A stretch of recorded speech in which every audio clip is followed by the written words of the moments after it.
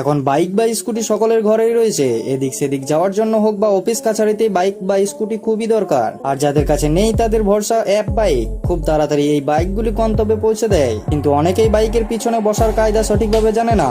আর যে কোনো কারণে দুর্ঘটনা হলে আঘাতও পায় তারা। তাই শিখে নিন অ্যাপ বাইক বা নিজের পরিচিত কারোর বাইকে বা স্কুটির পিছনে ঠিক কিভাবে বসা উচিত। মেয়েরা বাইকের পিছনে এক পাশ হয়ে মাঝে মাঝে বসে থাকে, যা বেশ ঝুঁকিপূর্ণ।